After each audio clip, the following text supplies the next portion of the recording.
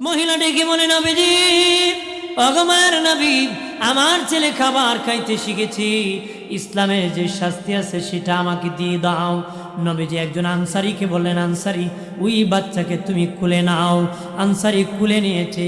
নবী বলেন, কোমর পর্যন্ত বাবা সাহাবারা, মহিলাকে দাবায় দাও মাটির নিচে। কোমর পর্যন্ত মহিলাকে মাটির নিচে দাবানো হলো। সাহাবীদেরকে বললেন, তোমরা দলে দলে এখন পাথর মারো, তার উপর পাথর। মহিলা জানে বাবা জিনার বিধান হলো পাথর মেরে মেরে দুনিয়ার থেকে বিদায় হয়ে যাব। জানার পরেও নবীর কাছে আসছে, গো নবীজি গো, আমি জাহান্নামী হয়ে কবরে যেতে চাই না গো, আমি জান্নাতি হয়ে কবরে যেতে চাই। পাথর তো সাইজ করা না বাবা, একটা বড় একটা ছোট, একটা কণাই ভাবে পাথর মারতেছি। দলে দলে সাহাবায়ে কেরাম পাথর মারতেছি। হযরত ওমর ফারুক রাদিয়াল্লাহু তাআলা আনহু একটা পাথর মহিলার উপর নিক্ষেপ করেছে। পাথর যাইয়া মহিলার কপালের মধ্যে নিক্ষেপ হয়েছে।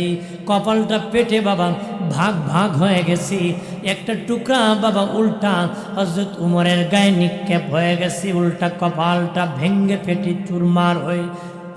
হাইরে ৩০০ বছর পরে দোয়া কবুল, ৩০০ বছর পরে দোয়া কবুল আমার নবীর ওসিলায়, লা ইলাহা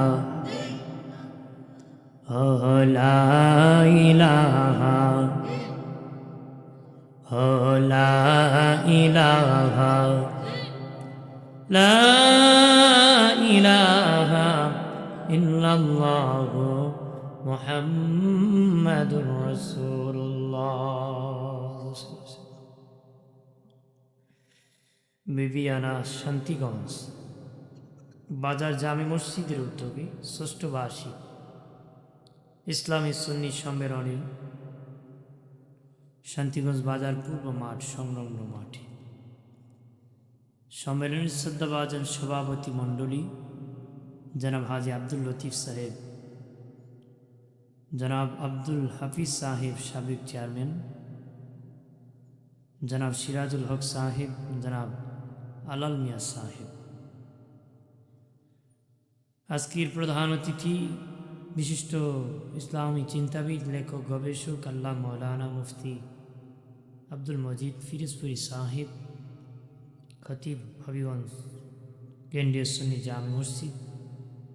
প্রধান আকর্ষণ হযরত আল্লাহ মৌলানা মোহাম্মদ নিজামুদ্দিন সালিহি সাহেব, মুবাল্লিগ সসিনা দরবার শরীফ বরিশাল। বিশেষ আকর্ষণ ছিলেন সুমিষ্টভাষী বক্তা মৌলানা নুরুল ইসলাম সাহেব, বারাকাল্লাহু তাআলা ফি হায়াতিহি। হযরত মৌলানা মুখতার হোসেন সাহেব, হযরত মৌলানা কারি ইলিয়াস আহমদ সাহেব, মৌলানা কারি জাকির হোসেন সাহেব। উপস্থিত আছেন অত্র এলাকার মুরব্বী বাবাজিরা, যুবক বন্ধুরা। আল্লাহ পাকের শুকর যে আল্লাহ আমাদেরকে মুসলমান করেছেন। আমরা গর্বের সাথে বলতে পারি আমি একজন মুসলিম। আমরা বলি আলহামদুলিল্লাহ। মুসলমান হিসাবে আমরা গর্ব করতে পারি যে আমার বাবা মুসলমান ছিল, দাদাও মুসলমান ছিল। আমরা মুসলমানের ঘরে আগমন করেছি, এই কিসে জন্মগ্রহণ করেছি। আমরা মুসলিম। মুসলমানের দাম কত? কালেমা পড়তে দেরি, জান্নাতের মালিক হতে দেরি নাই। আর জোরে, শুধু ইসলাম ধর্মই আল্লাহর কাছে কবুলের ধর্ম, আর সব ধর্ম বাতিল। এটি হলো মঞ্জুরের কবুলের ধর্ম, মালিকের পছন্দের ধর্ম। নাম হলো ইসলাম, শান্তির ধর্ম। দুনিয়াও শান্তি, পালন করলে কবরও শান্তি, হাসরে মুক্তি, চিরস্থায়ী শান্তির জায়গা জান্নাত। জোরে কোন সুবহানাল্লাহ। আমাদের বড় বাবা আদম আলাইহিস সালামকে আল্লাহ বানাইছে, আর পিছনে ইবলিসকে আল্লাহ দিয়েছেন। কাকে দিয়েছে? শয়তানকে। পৃথিবীতে জিন জাতি ইবাদত করতো মালিকের, কিন্তু জিন জাতি অবাধ্য হয়ে গেল। আল্লাহ বলেন ফিরিস্তারা আর জিন জাতিকে জমিনে রাখবো না, ওদেরকে জমিন থেকে আবার সরায় দাও, এখানে আর জিন আমি দেখতে চাই না। আমরা যেভাবে বসবাস করতেছি এইভাবে জিন জাতি জমিনে বাস করত। তারপরে ইবলিসের বয়স ছিল খুব কম, যে শয়তান এটা জিন জাত। কোন জাত? জিন জাত। বয়স ছিল 10। আমাদের 2 বছরের বাচ্চা যত বড় হয়, জিনের মধ্যে 10 বছর বয়স হলে এত বড় হয়। এই কোনো রকম হাঁটতে পারে, কোনো রকম কি ভালো করে পারে না। ফেরেশতারা বলল, আল্লাহ ওরে আমরা নিয়ে তো শিশু নিষ্পাপ। আল্লাহ বলেন ঠিক আছে, তোরা আসমানে নিয়ে যা, এটা আল্লাহরই কুদরত। এটা কি? আল্লাহরই কুদরত। সেখানে গিয়েছে, আসমানি বড় হয়েছে, শিক্ষিত হয়েছে, ফিরিস্তাদের সরদার হয়েছে। ও যখন বয়ান করতো ফিরিস্তারাও কান্না করত। ফিরিস্তারা কি? তারপরে আমার আল্লাহ আমাদের আদি পিতা আদম আলাইহিস সালামকে বানালেন। আল্লাহ বলেন ফিরিস্তারা তোমরা আমার আদমকে সিজদা করো। তাদেরকে বললেন সিজদা করো, সবাই সিজদা করছে, কিন্তু ইবলিস শয়তান এসব জিন তো ও সিজদা করে নাই। ও কয় যে আমি হলাম আগুনের তৈরি, আগুনের কাজ উপরে ওঠা, আর আদম হলো মাটির তৈরি, ওর কাজ নিচে থাকা, আমি সিজদা করতে পারবো না। আল্লাহর হুকুম অমান্য করে নাই, শুধু আল্লাহর হুকুমকে মিথ্যা সাব্যস্ত করতে চেয়েছে, তারটা সত্য বলেছে। এই জন্য আল্লাহ তাকে মরদুদ, বেঈমান, মালাউন বানাই দিছে। নাউজুবিল্লাহ কর। মনে করেন একটা লোক নামাজ পড়ে না, না পড়লে গুনাহ হবে। যদি কয় নামাজ লাগে না, হ্যাঁ নামাজ কোনো বিধান না, এটা ঠিক না আল্লাহ, তখন কাফের হয়ে যাবে। কি হবে? কিন্তু না পড়ে যদি গুনাহগার হবে। অস্বীকার করলে কি হবে? বেঈমান, কাফির হয়ে যাবে। ঠিক ইবলিসও যুক্তি দিয়ে বুঝাইছে আল্লাহটা ঠিক না, ওরটা ঠিক, এই জন্য তারা বেঈমান, কাফির বানাই দিছে আল্লাহ। নাউজুবিল্লাহ। 9 লক্ষ বছর ইবাদত করেছি, আমার আল্লাহ বললেন তোর সব ইবাদত জলে আঙ্গার হয়ে গেছি, তোরে আমি জান্নাত থেকে বের করে দিয়েছি বেয়াদব। কারণ বাবা, কোনো বেয়াদব আমার আল্লাহর জান্নাতে প্রবেশ করতে পারবে না। বেয়াদব চিরতরে আমার আল্লাহ জান্নাত থেকে বের করে দিছে। আদবে আউলিয়া, বেয়াদবে দেউলিয়া। আদব যদি তাকে জান্নাত, বেয়াদব হলে জাহান্নাম। তোদের বেয়াদব বড় আব্বা ইবলিস শয়তানকে চিরতরে আল্লাহ জান্নাত থেকে বের করে দিছে, বের করে দিছে। হইল বেয়াদবের খালা আব্বা, বেয়াদবের কি বাবা। এর সে বড় বেয়াদব আর কেউ নাই।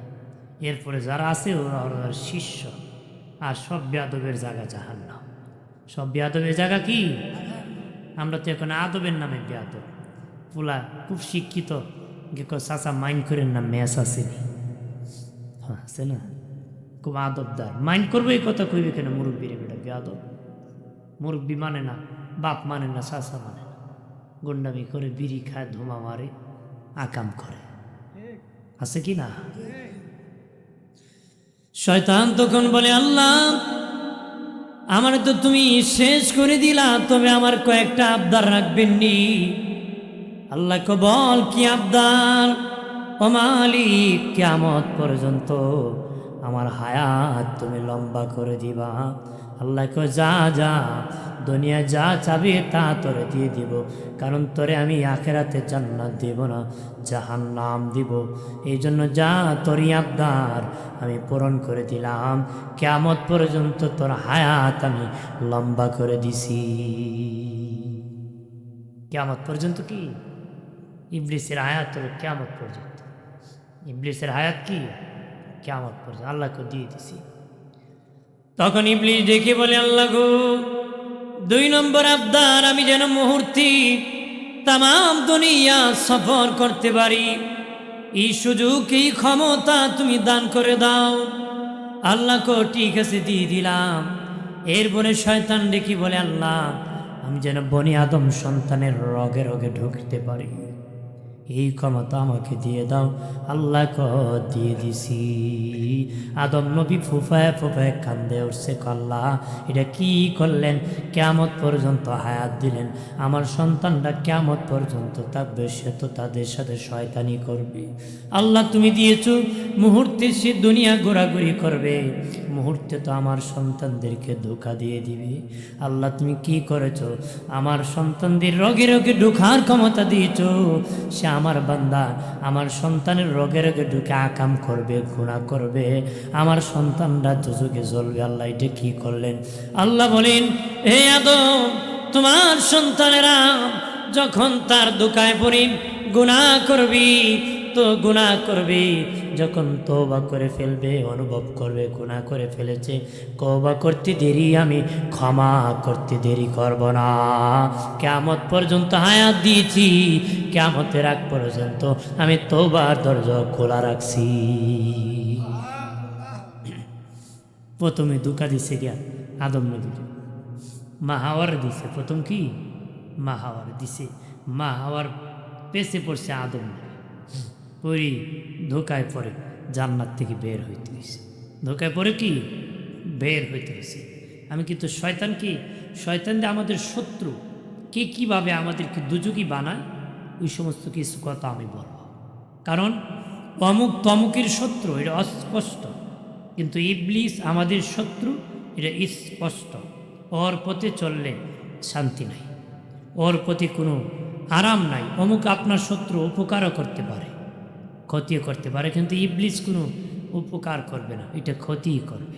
আর কি কি কাজে লাগে ক্ষতি করে, এটা আমি একটু বলবো, যতটুকু আমার সময়ের ভিতরে আমি বলবো। আমি সময় পাস করতেছি না, আমি কিন্তু আলোচনায় ঢুকে গিয়েছি। আমি দরকারি কথা বলবো, আপনারা যারা আছেন যেখানে বসে পড়ুন, অত পরে পাবেন না। আমি যেগুলো বলবো এগুলো আমাদের ক্যারেক্টারের কাজে আসবে। আপনার ছেলে ভালো হবে, মেয়ে ভালো হবে, বিবি ভালো হবে, আপনিও ভালো হওয়ার সুযোগ আছে। এই সমস্ত দরকার আছে কি না? ওয়াজ তো ভালো হওয়ার জন্য, আর কিছুর জন্য? রংবাজির জন্য, গলাবাজির জন্য নাকি? উপদেশের জন্য ওয়াজ। মারহাবা কর ভাইরা আমার, খেয়াল করেন ভালো করে। পৃথিবীর সর্বপ্রথম ইবলিস স্বামী স্ত্রীকে ধোঁকা দিয়েছিল রে। এই জন্য ইবলিসের কাছে সবচেয়ে বড় আনন্দ হয় যখন স্বামী স্ত্রী ঝগড়া লাগায় দেয়।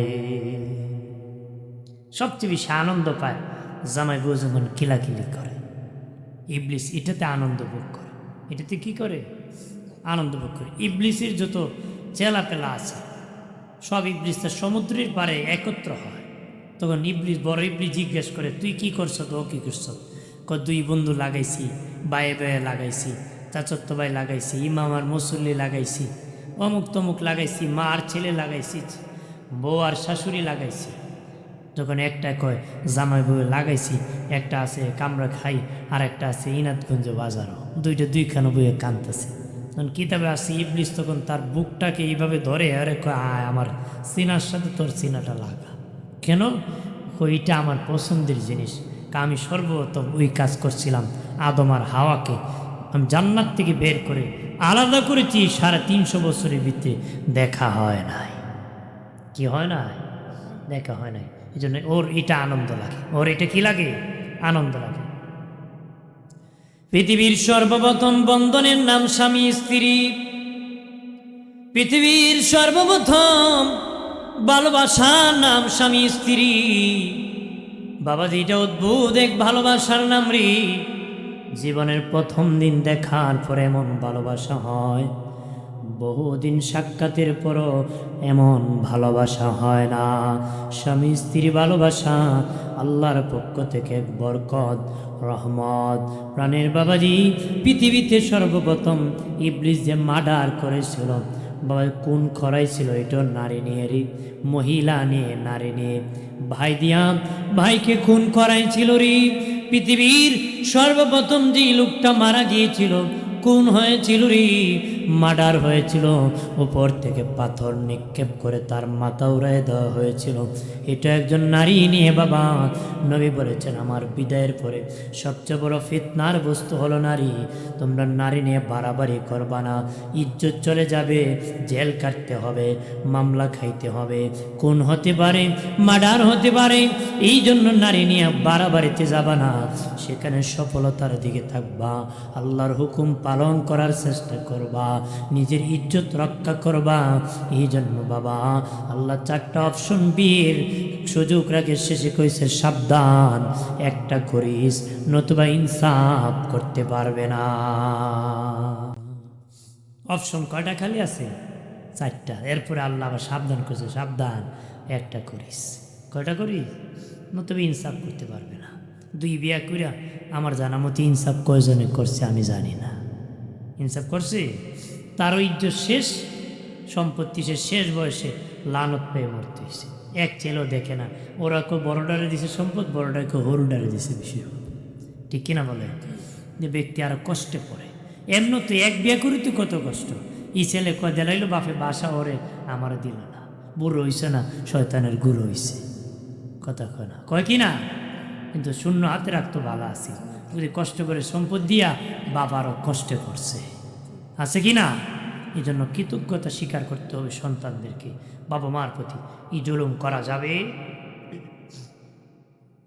ভাইরা আমার খেয়াল করেন ভালো করে, ও বাবাজি 350 বছর পরে আরাফার মাঠে আমাদের বাবা আদম আর আমাদের বড় আম্মা হাওয়া আলাইহিস সালামের সাথে দেখা, দুজনের মিলন মেলা হয়েছিল আরাফার মাঠে। একজন আরেকজনকে জড়িয়ে ধরিয়া এমন কান্না দিয়েছিলেন দুজন, একজন আরেকজনকে কান্না করেছিলেন। আর আমাদের দিনের নবীর নাম নিয়ে আদম নবী সেদিন দোয়া করেছিলেন, আল্লাহ আদম রে, তুমি যদি ওই নবীর দাম নিই 350 বছর আগে দোয়া করতে আমি কবুল করে নিতাম।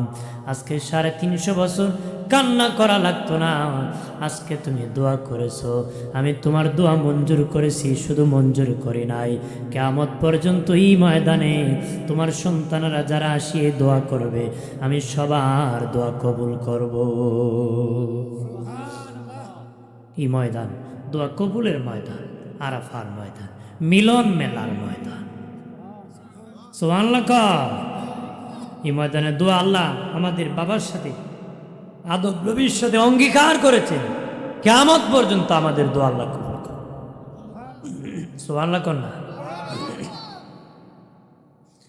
ভাইরা আমার খেয়াল করেন ভালো করে, শয়তান বাবা মানুষের পিছনে পিছনে লেগে আছি, তোমার আমার পিছনে পিছনে আছি, যেখানে যাইবার সেখানে আছি। নবী বলেন, হে বাবা সাবিরা, আমার পাশনো শয়তান আছিরি, তবে আমার শয়তানটা আমার কাছে কালেমা পড়ে মুসলমান হয়ে গেছে। নবী কয় আমার পাশনো শয়তান আছে, তবে আমার শয়তানটা আমার কাছে কালেমা পড়ে মুসলিম হয়ে গেছে। কন্যা সুবহানাল্লাহ। তাহলে নবীর সাথে যে চিঠা ছিল ওটা মুসলিম হয়ে গেছে। মারহাবা কর, জোরে কর। আমরা সাথেটা তো হয়ে গেছে, আমরা তো শয়তানের চেয়ে বড়টা হয়ে গেছে না। কথা না, শয়তানও অনেকে দেখলে হাসে, ও বাবারে হে যে শয়তান, হে আমার উস্তাদ। কথা না, আছে কি না? শয়তানও এই কাজ করে না, হ্যাঁ বেটা যে কাজ করে। আমি তো মাঝে মধ্যে কই, বহু লোক আছে হেরা দেখলে শয়তান আল্লাহ এরে বানাইস রাতে আমারে বানাই লাগে, হে যে জাত কামলা আছে না। শয়তানি তো উস্তা, মসজিদে গেলে আগের কাতার, বাড়ি গেলে শয়তানের হেডমাস্টার। হ্যাঁ, হুজুর নামদারি হুজুর, হুজুর আছে শয়তানের ঢিলার আবার সাপ্লাই করে, আছে কি না? সব শ্রেণীর মধ্যে আছে। হুজুরদের মধ্যে জুব্বা লাগাইলে কি বেস্তি দিব নাকি? হ্যাঁ, জুব্বা লাগাইলে বেস্তি হয় না, জুব্বার কাজ করতে হয়, জুব্বার ইজ্জত ধরে রাখতে হয়। ইজ্জত ধরে রাখবো কেমনে? নবীর সুন্নত তরিকা।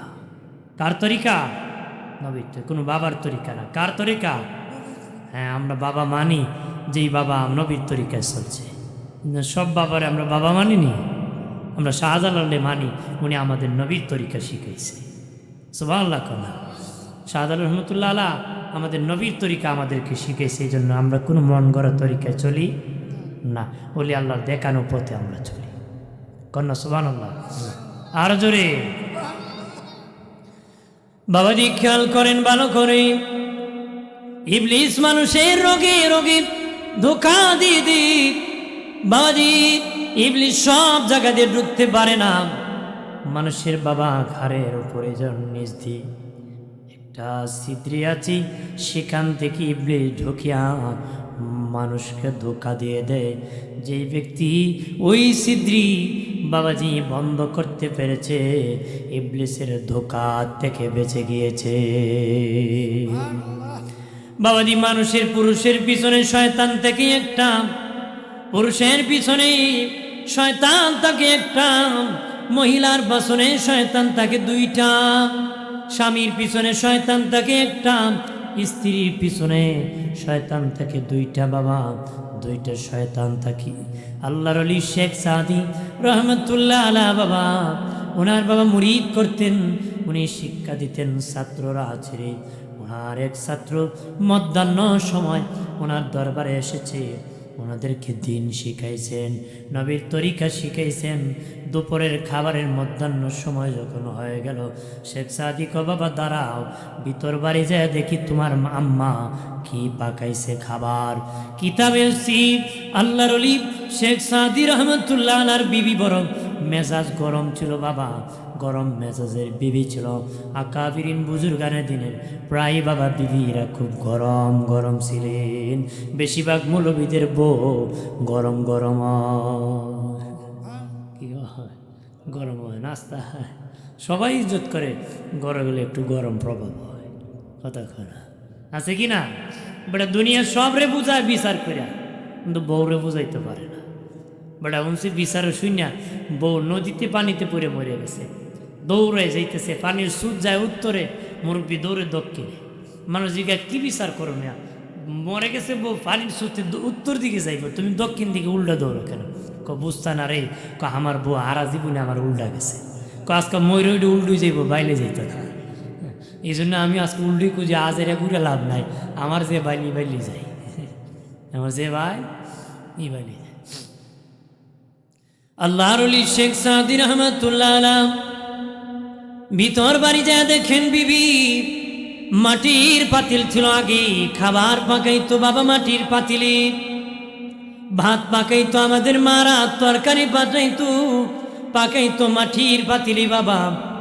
দেখেন খাবার তরকারি রেডি করে শেখ সাদির বিবি বসে আছে।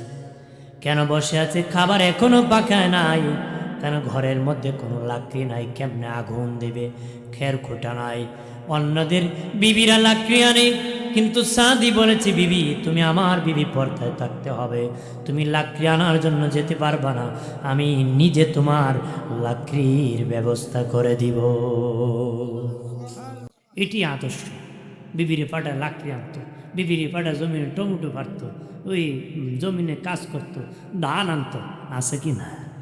ধরে কা এটা কিয়ামতের আলামত। নবী কিছু কিয়ামতের আগে বউ জামাইয়ের কাজ করবো। বউ কি করবো?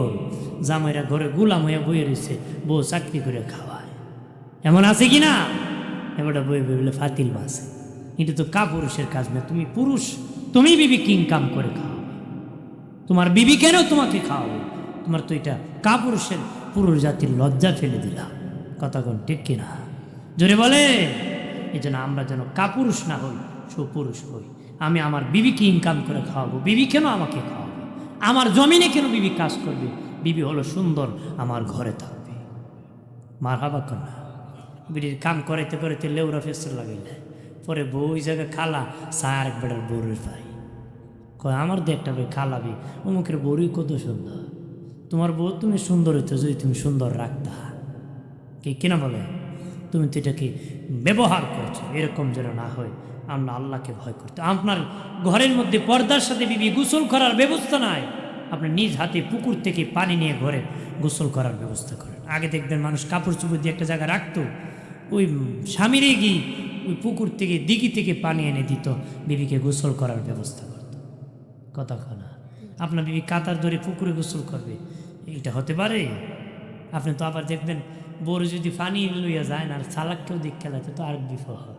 খুব জলিল ভাই যে মুড়িদ বড়ইছ পানি বইও মর ভাই না কইবেন ভাই মরি মরি দুনিয়াতে মরি আখেরাতে যেন আমার মরণ না লাগে, কারণ বিপি পর্দা হইলে আখেরাতে দুযোগে যেতে হবে। আল্লাহর কসম একবার, আল্লাহর কসম দুইবার, আল্লাহর কসম তিনবার। 70 বছর যদি হজ করো, 50 বছর যদি পীরের দরবারে জিকির করো, আর হাসরের মাঠে তোমার স্ত্রী পুত্র ছেলে মেয়ে যদি আল্লাহর আসামির কাঠগড়ায় ধরা পড়ে যায়, যতক্ষণ হাজি সাহেব বিবি আর ছেলে মেয়ের হিসাব দিবা না, ততক্ষণ জান্নাত কপালে নসিব হবে না। হিসাব দিয়ে যাইতেইব, হেমনে না, কারণ আপনার অধীনস্থ তারা ছিল।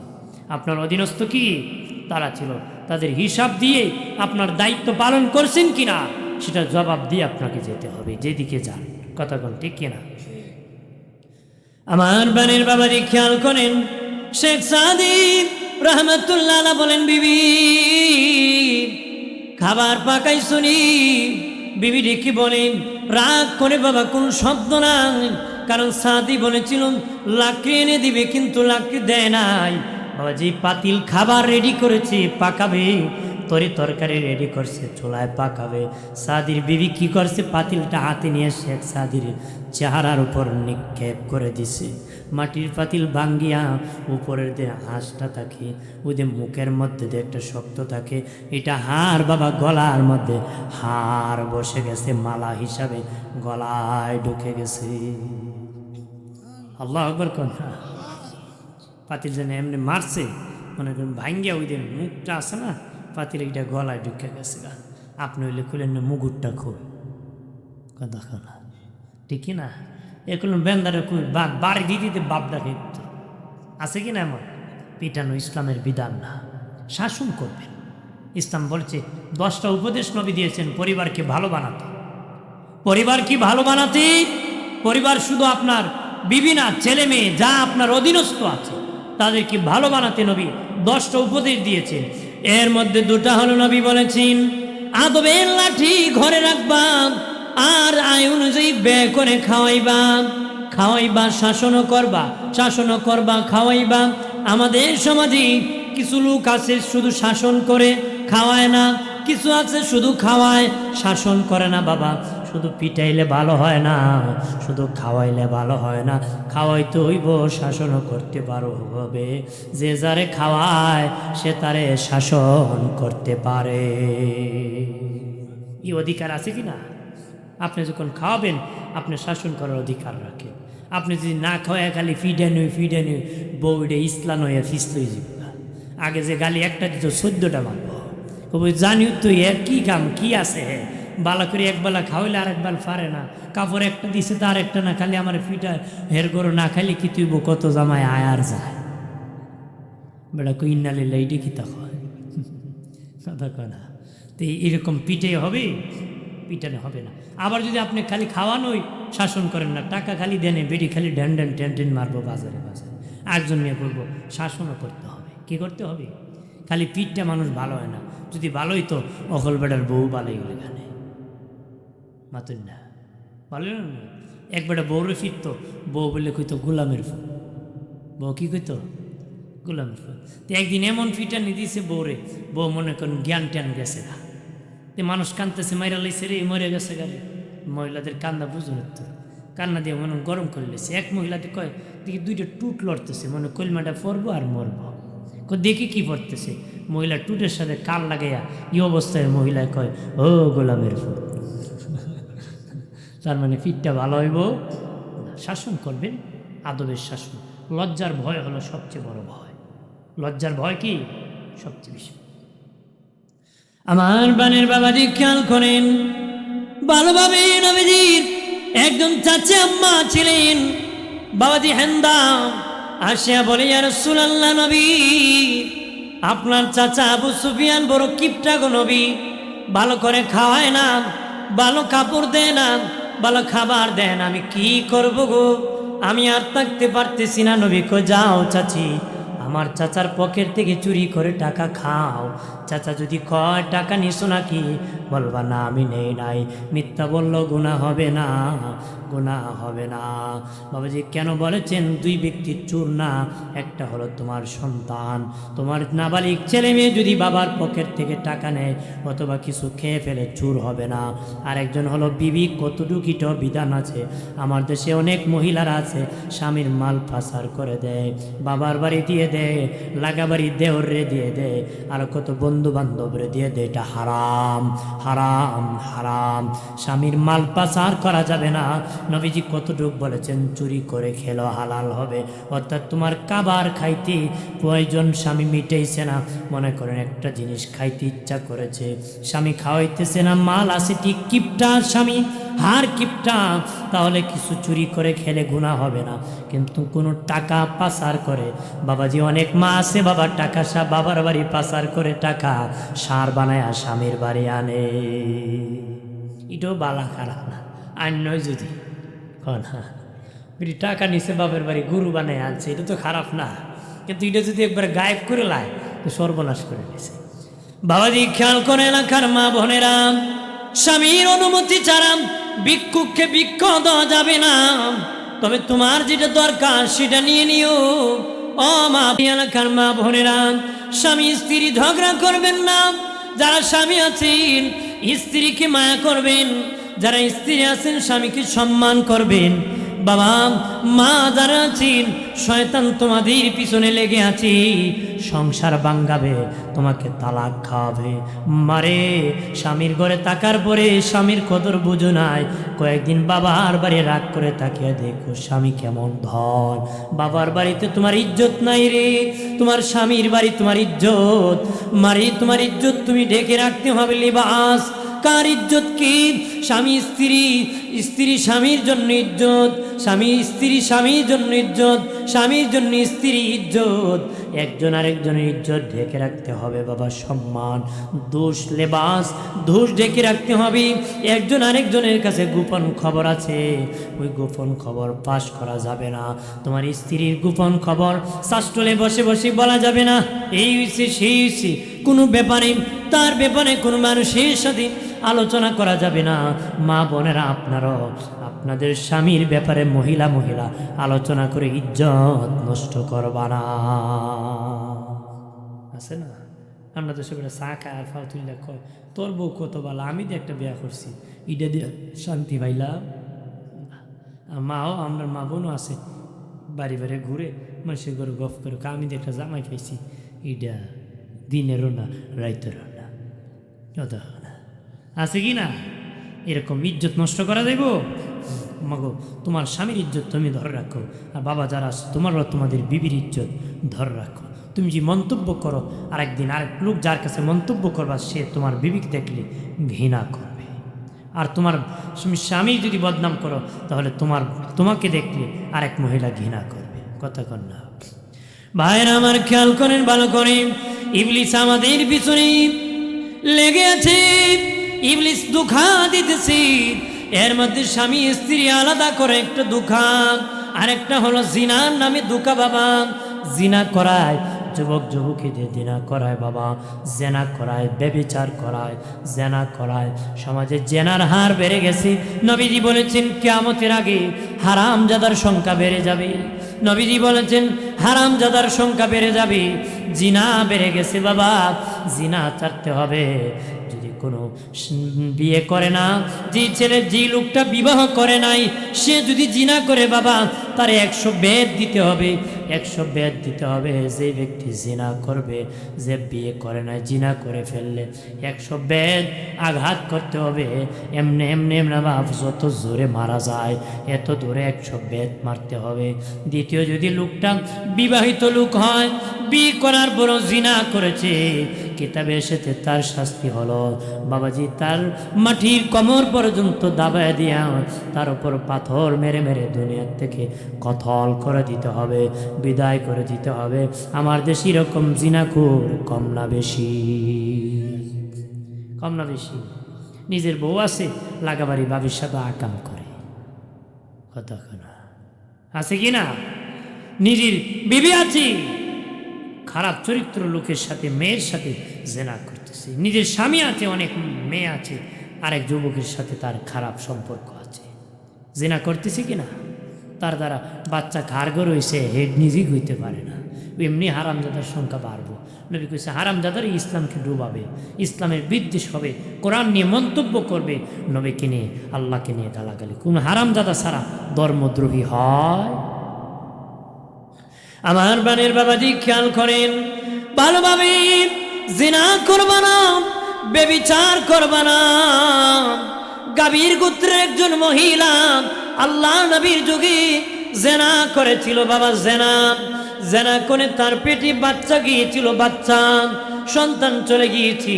সে তখন নবীজির কাছে আসে, গো নবীজি, ওগো মায়ের নবী, আমি জেনার মতন অপকর্ম করে ফেলেছি, নবীজি আমার কিভাবে ক্ষমা হবে?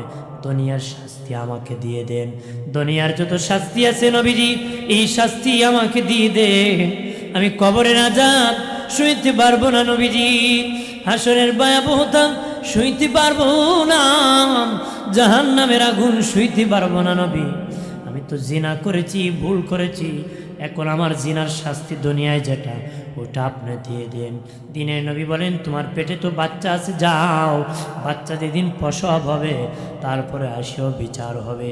বাচ্চা প্রসবের পরে মহিলা আসিয়া বলেন, ইয়া রাসূলুল্লাহ, আমার চিন্তায় ঘুম হয় না নবী, আমি জিনার গুনানি যদি কবরে চলে যাই কেমনে জবাব দিব, কারণ আমি জানি না কখন আমি মরে যাব।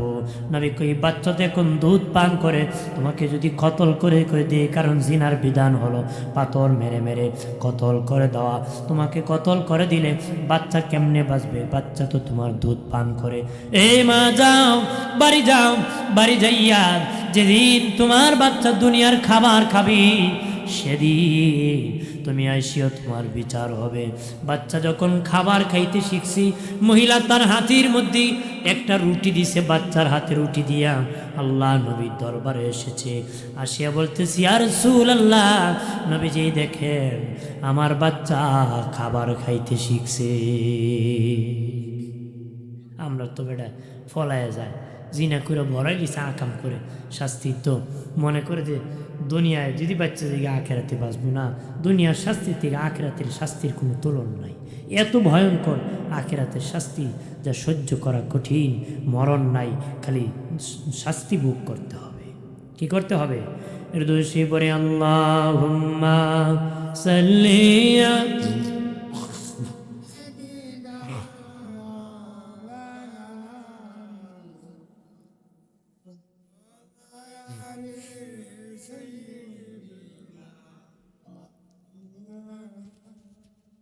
খারাপ লাগতেছে আপনাদের? হ্যাঁ, খারাপ লাগে? আমি তো আপনাদের পরিবর্তনের জন্য বলতেছি। একটা সমাজে যদি একটা বাড়িতে একটা খারাপ লোক থাকে, বাড়িটার মানুষ লজ্জাবোধ করে, করে কি না?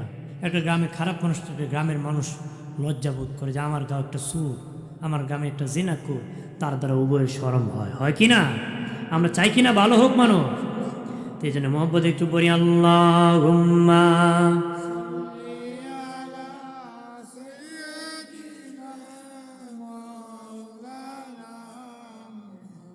ওয়ালা আলি।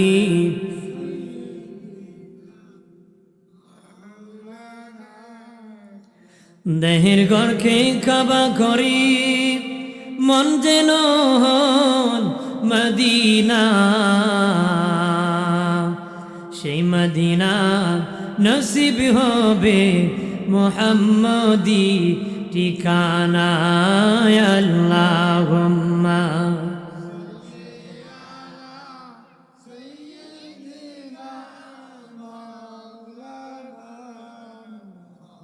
ওয়ালা আলি।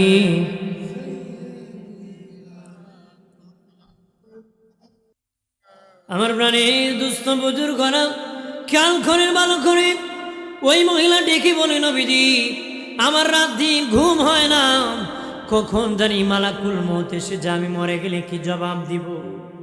আমরা গুনাহ করে করে বাদুর মনে করি, জিনা করে খুব সফল মনে করি বাবা, ইমানদার গুনাহ করলে আল্লাহকে ভয় করে কান্না করে, ক্ষমা যতক্ষণ আসে না কান্না বন্ধ করে না। একটু চিল্লায় বলি আল্লাহু আকবার। মহিলা ডেকে বলে, নবীজি, অগমার নবী, আমার ছেলে খাবার খাইতে শিখেছি, ইসলামের যে শাস্তি আছে সেটা আমাকে দিয়ে দাও। নবীজি একজন আনসারীকে বললেন, আনসারী, ওই বাচ্চাকে তুমি কুলে নাও। আনসারী কুলে নিয়েছে। নবী বলেন, কোমর পর্যন্ত বাবা সাহাবারা, মহিলাকে দাবায় দাও মাটির নিচে। কোমর পর্যন্ত মহিলাকে মাটির নিচে দাবানো হলো। সাহাবীদেরকে বললেন, তোমরা দলে দলে এখন পাথর মারো, তার উপর পাথর। মহিলা জানে বাবা জিনার বিধান হলো পাথর মেরে মেরে দুনিয়ার থেকে বিদায় হয়ে যাব। জানার পরেও নবীর কাছে আসছে, গো নবীজি গো, আমি জাহান্নামী হয়ে কবরে যেতে চাই না গো, আমি জান্নাতি হয়ে কবরে যেতে চাই। পাথর তো সাইজ করা না বাবা, একটা বড় একটা ছোট, একটা কণাই ভাবে পাথর মারতেছি। দলে দলে সাহাবায়ে কেরাম পাথর মারতেছি। হযরত ওমর ফারুক রাদিয়াল্লাহু তাআলা আনহু একটা পাথর মহিলার উপর নিক্ষেপ করেছে। পাথর যাইয়া মহিলার কপালের মধ্যে নিক্ষেপ হয়েছে। কপালটা পেটে বাবা ভাগ ভাগ হয়ে গেছে। একটা টুকরা বাবা উল্টা হযরত উমরের গায়ে নিক্ষেপ হয়ে গেছে। উল্টা কপালটা ভেঙ্গে ফেটে চুরমার হয়ে হযরতে ওমর ফারুক রাদিয়াল্লাহু তাআলা আনহুর দেহের মধ্যে যখন লেগে গেছে, উল্টা বাবা উনি একটু রাগ করেছেন মহিলার প্রতি, গুসা করেছেন, রাগ করেছেন। মহিলা যখন পাথর মেরে মেরে ইন্তেকাল হয়ে গেল বাবা, গোসল করানো হলো। আল্লাহ নবী নিজ হাতে জানাজার ইমামতি করলেন, কবরে তারা নামায় দিল। নামায় দেওয়ার পরে নবীজি বললেন, এ ওমর, তুমি মহিলার দিকে রাগ করেছিলা, গুসা করেছিলা রে, তুমি রাগ করে তাকাইছিলা, গুসা করেছিলা। শুনে রে ওমর, ওই মহিলা জানতো জিনার শাস্তি হলো পাথর মেরে মেরে নিক্ষেপ করা, হত্যা করে ফেলা। জানার পরও কয়েকবার আমি রাসূলুল্লাহর কাছে এসেছে, কোন নবীজি আমি গুনাহ নিয়ে কবরে যেতে চাই না, আমি জাহান্নামী হয়ে কবরে যেতে চাই না, আমি গুনাহ পরিষ্কার করে যেতে চাই। মহিলা জানিও যদি আমার কাছে নিজে না বলতো, পৃথিবীর কেউ জানতো না, আল্লাহ ছাড়া কবরে চলে যেত। সে প্রকাশ করেছি আর সে গুনাহ ক্ষমা নিতে চেয়েছে রে। আমার শুনে রাখো, ওই মহিলা যে তওবা করেছে রে, আমার ওই মহিলা যে তওবা করেছি, ওই মহিলার তওবার দ্বারা ৭০ জন কবিরা গুনাহগার এমনি জান্নাতের মেহমান হয়ে যাবে। আর জোরে এক যুবক আসে বলে, নবীজি, ওগো মায়ার নবী, আমি সব করতে পারি, তবে আমি জিনা ছাড়তে পারবো না, আমি জিনা করবো গো নবী। নবীর কাছে বলে, নবীজি আমি সব ছেড়ে দিতে পারে, জিনা ছাড়তে পারবো না, আমি জিনা করব, ব্যভিচার করব। নবী বললেন, এই যুবক, তুমি জিনা করবা, কার সাথে করবা? তুমি যেহেতু অন্য মহিলার সাথে জিনা করবা, তুমি কি তোমার মায়ের সাথে কাউকে জিনা করতে দিবানি? কয়, না না ইয়া রাসূলুল্লাহ, আমি আমার মায়ের সাথে জিনা করতে দিব না। কেন রে যুবক, তুমি তোমার মায়ের সাথে কাউকে জিনা করতে দিবা না? কই, ইয়া রাসূলুল্লাহ, আমার ইজ্জত চলে যাবে, সম্মান চলে যাবে, এই জন্য আমার জীবন থাকতে আমার মায়ের সাথে কেউ জিনা করবে এই সুযোগ আমি দিব না।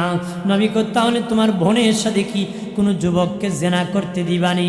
কই, না না ইয়া রাসূলুল্লাহ, আমি দিব না, আমার জীবন থাকতে দিব না, যদি করে আমার ইজ্জত চলে যাবে। নবী কই, তাহলে তোমার বিবির সাথে কাউকে জিনা করতে দিবানি?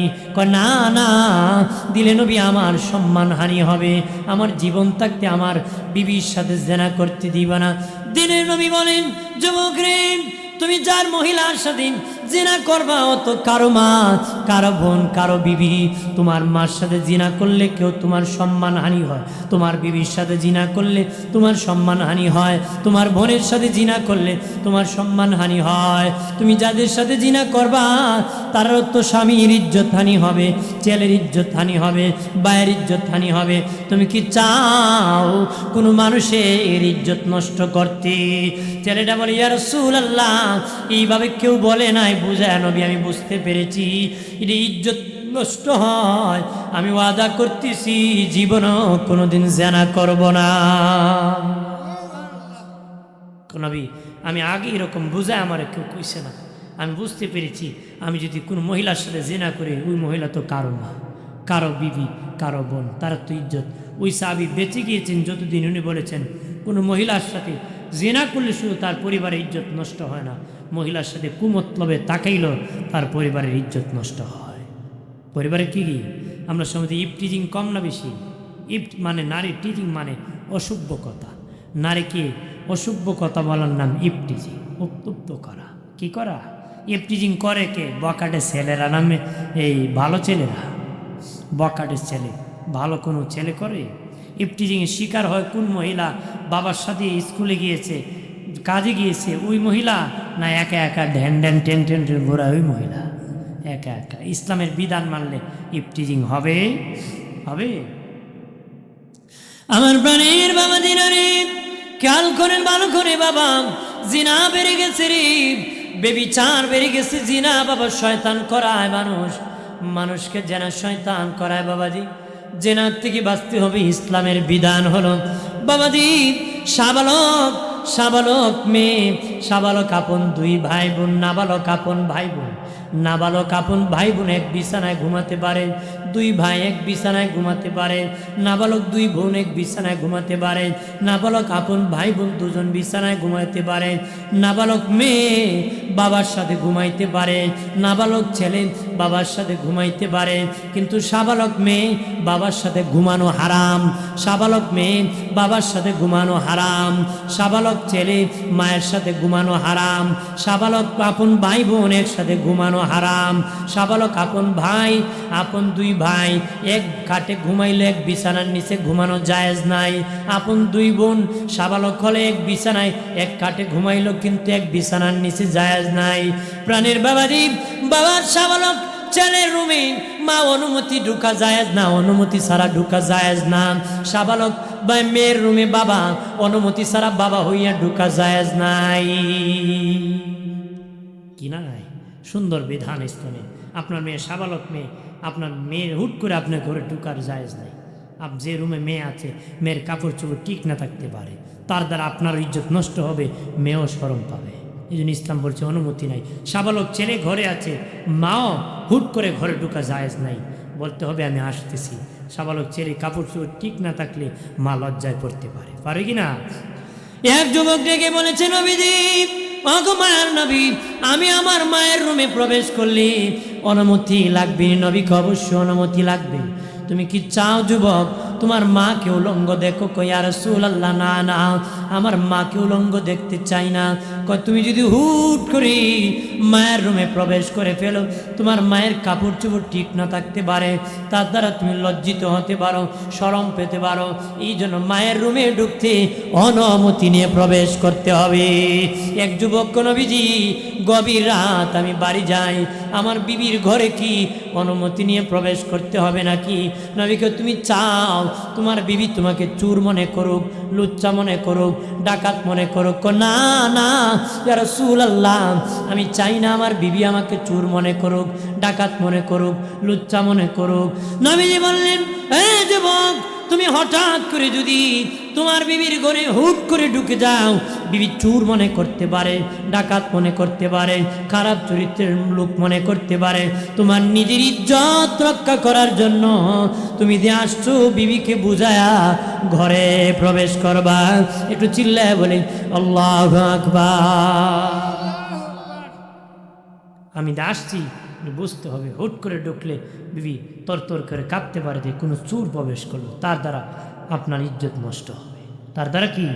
ইসলাম কত সুন্দর বিধান দিয়েছে, যেখানে তাকলে কোনো গুনার কাজ হবে, বেবিচার হবে। ভাইরা আমার খেয়াল করেন ভালো করে, এক নম্বরে ইবলিস স্বামী স্ত্রী ঝগড়া লাগায়, এটার থেকে বাঁচতে হবে। দুই নম্বর, জিনা বেবিচার দিয়ে ইবলিস ধোঁকা দিয়ে জাহান্নামী বানায়। তিন নম্বর, মানুষকে মদ পান করে মানুষকে জাহান্নামী বানায়। ইবলিস নেশাকুর বানাইয়া মদকুর বানায় জাহান্নামী বানায়। বাবা যে নেশা করে মদ খায় বাবা, তার 80টা বেদ দিতে হয়, 80টা বেদ দিতে হয় তার শাস্তি। বাবা দুনিয়ার ইসলামী আদালতের শাস্তি হলো 80টা বেদ্য আমাদের দেশে। মদকুর, বাবাকুর, আবাকুর কম না বেশি?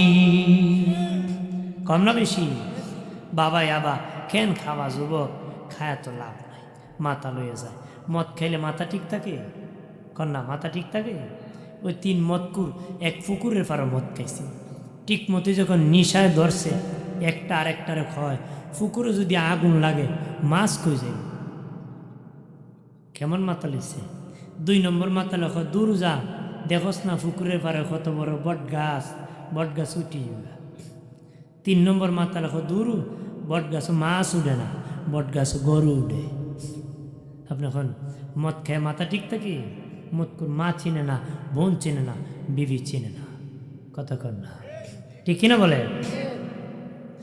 আমার প্রাণের বাবাজি, নবীজি বলেছেন যারা মদ পান করবে হাসুরের দিন তাদের টুটগুলা বড় বড় হয়ে যাবে, দাঁতগুলা মহিষের শিংয়ের মতন হয়ে যাবে, টুটগুলা পাহাড়ের মতন বড় হয়ে যাবে, দাঁতগুলা মহিষের শিংয়ের মতন হবে, অন্তর চোখে বাহ্যিক চোখে অন্ধ হবে, অন্তর চোখে বাহ্যিক চোখে অন্ধ হবে। নবী বলেন কিয়ামতের আগে মদও থাকতো না, মদের বোতলও থাকতো না, মদ নামও থাকতো না, মদের বোতলও থাকবো না, কিন্তু মানুষ ভদ্রতার সাথে মদ পান করবে, ভদ্রতার সাথে ভিন্ন নামে ঠান্ডা আকারে আমাদের দেশে বাবা ছেলে মিলো বাবা হারাম মদ পান করে, ভিন্ন নামে নামে। নেমে কিছু নাম থাকতো না, এই মদের বোতলও থাকতো না, কিন্তু মদ পান করবো মানুষ। মদ পান কি যেইভাবে হোক বাবাজি, শিরাব আকারেও মানুষ খেয়ে খেয়ে নেশা করে, ট্যাবলেট খায় বাবা, ইয়াবা খায় বাবা খায়, এরপরে বাবা ইঞ্জেকশন পুশ করে নেশা করে।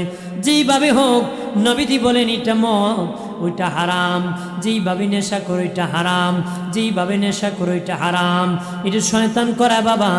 মদ খাওয়া হারাম, মদ খাওয়া হারাম। যে মদ খায় দুনিয়ায় 80টা বেদ, তার শাস্তি বাবা জাহান্নাম তো ভয়াবহ আছে, জাহান্নাম ভয়াবহ আছে। বাবাজি হযরত ওমর ফারুক রাদিয়াল্লাহু তাআলা আনহুর ছেলে আবু শামা বন্ধুদের সাথে আড্ডা দিতে যেয়ে মদ পান করে ফেলেছিল। কেমন বিচার বাবা! আমরা তো নিজের লোক হলে বিচার নাই, পরের লোকের কোনো সার নাই। পরের লোকের কি মানে খুশি, নিজের বাইলে আকাম করলো কোনো, এটার কোনো দোষ নাই, অন্যের লোক ভালো থাকলেও তার মাফ নাই, আছে কি না? কিন্তু না, এটা ইসলাম না। ইসলাম হলো যে অন্যায়কারী অন্যায়কারী, ন্যায়কারী ন্যায়কারী। অন্যায়কারী আমার বাবা হলো, আমি মেনে নিতে হবে, কথা হয় না? আপনারা কি অন্যায়কারী রে অন্যায়কারী বলেন না? ন্যায় লোকের ন্যায় বলতে হবে। হযরত ওমর ফারুক রাদিয়াল্লাহু তাআলা আনহু ছেলে আবু শামা বন্ধুদের সাথে আড্ডা দিতে বাবা মদ পান করেছিল। তখন এখানে যেখানে মদ পান করেছিল, এখানে যিনি কাজী বিচারক, উনি বাবা তার ঘরের মধ্যে বন্দি করে 80টা বেদ দিয়েছিল, 80টা বেদ, 80টা বেদ দিয়েছিল বন্দি। নিয়ম হলো বাবা বেদ প্রকাশ্যে দেওয়া হবে সবার সামনে, যে মদ পান করবে খোলা ময়দানে সকলের সামনে প্রকাশ্যে তারা 80টা বেদ দেওয়া হবে। নিয়ম হলো বেদ যত জোরে মারতে পারে, যে মারবে এত জোরে মারবে, আস্তে আস্তে নয় বাবা, জোরে জোরে মারবে। কিন্তু এই কাজী বাবাজি ঘরের ভিতর খলিফার ছেলে বলে লুকায় বাবা বেদ দিয়েছে আস্তে আস্তে। ওই আবু শামা বাড়ি এসেছে, হযরত ওমর ফারুক রাদিয়াল্লাহু তাআলা আনহু খবর পেয়েছেন ওনার ছেলে মদ পান করেছে। ডাকিয়া কো বাবা আবু শামা, আমি শুনেছি তুমি বন্ধুদের সাথে মদ পান করেছো। কাহা মদ পান করেছি। বিচার হয়েছে? কাহা হয়েছে। বেদ দিয়েছে? কাহা দিয়েছে। কোথায় দিয়েছে? প্রকাশ্যে না গোপনে? কয় গোপনে দিয়েছে, জোরে না আস্তে? কয় আস্তে আস্তে দিয়েছে। হযরত ওমর বলেন এ বাবা আবু শামা, সবার বিচার হন প্রকাশ্যে, আমি খলিফার ছেলে বলে গোপনে তোমাকে শাস্তি দিয়েছে। সবার বেদ হয় জোরে জোরে, আর তুমি আমি খলিফার ছেলে বলে আস্তে আস্তে হয়েছে, এটা হতে পারে না। সবার যেমনি বিচার হয় তোমারও তেমনি বিচার হবে। একটু চিল্লায় বলে আল্লাহু আকবার। সবার যেমন বিচার হয় তোমারও তেমনি ভাবে বিচার হবে। কেমনে বিচার হবে? কয় তোমাকে এখন সবার সামনে প্রকাশ্যে বেত মারা হবে। তবে রে এ বাবা আবু শামা, আমি যদি কোনো লোককে বলি তারে তোমরা বেত দিয়ে আঘাত করো, সে ভয় পাইতে পারে আমি খলিফার ছেলে বলে, সে জোরে না মারবে না, জোরে আস্তে আস্তে ভয় পেয়ে পেয়ে দিতে পারে। আমি ওমর চাই আমার ছেলের নিজের বেত, আমার ছেলের বেত আমি ওমর নিজ হাতে ছেলের গায়ে প্রয়োগ করব, আঘাত করব। সবার সামনে আমিরুল মুমিনিন খলিফাতুল মুসলিমিন হযরত ওমর ফারুক রাদিয়াল্লাহু তাআলা আনহু বেত মারতেছেন, চাবুক মারতেছেন, জোরে জোরে মারতে মারতে 60টা বেত দিছে পরে বাবা। 60টা আঘাত করার পরে আবু শামা জায়গায় ইন্তেকাল হয়ে গেছে, জায়গার মধ্যে ইন্তেকাল হয়ে গেছে। আরো 20টা বেত বাকি আছে বাবা, 20টা বেত। ঠিক আবু শামা ইন্তেকাল যখন হয়ে যাবে, মারা যাওয়ার পরে আর বেত মারা যাবে না। মরে যাওয়ার পরে নিজ হাতে গোসল করাইছেন, কাফন পরাইছেন। আমিরুল মুমিনিন খলিফাতুল মুসলিমিন হযরত ওমর নিজে জানাজার ইমামতি করেছেন, নিজে কবরে নামাই দিছেন।